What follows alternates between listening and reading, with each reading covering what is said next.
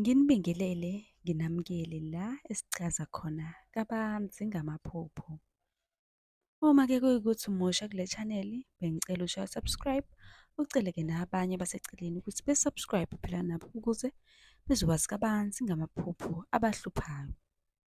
Uma ukuthi le video ibuka ku-TikTok, bengicela-ke usifollowe, bese-ke uya ngi-inbox ucela inamba ngoba lapha kuma-comment ngiyanibona niyayicela izinamba kodwa u-TikTok uma ukwafaka inamba nje kuma-comment uvele uyi-block-e i-video u-delete account. Le account eyesibili nje ngikhuluma.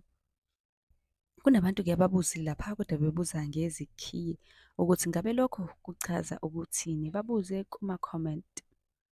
Ubuzile nje uthi ngabe iphupho elinezikhiye lichazani?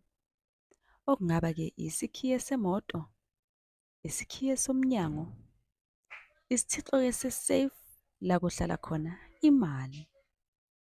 Kungaba-ke esengidi noma ngabe sani uma nje kungukhiye. Ukuphupha izikhiye kuchaza ukuthi-ke kunomnyango ozovuleka empilweni yakho. Kunento ezolunga okade uzama ukuyilungisa kodwa-ke ingalungi, lokhu kuyale nale nale. Leli phupho liyafana nokuphupha uvula umnyango. Nakho-ke ukuphupha uvula umnyango, lokho kubika ukuthi kuneminyango ezovuleka empilweni yakho, kuney'nhlahla ezizayo.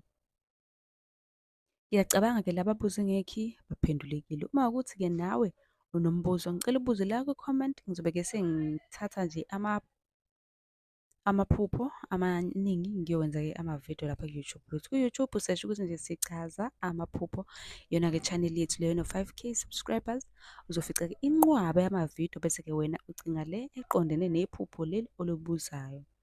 Bese-ke uya-subscribe-a, ucele-ke ohleli nabo ukuthi nabo be-subscribe phela.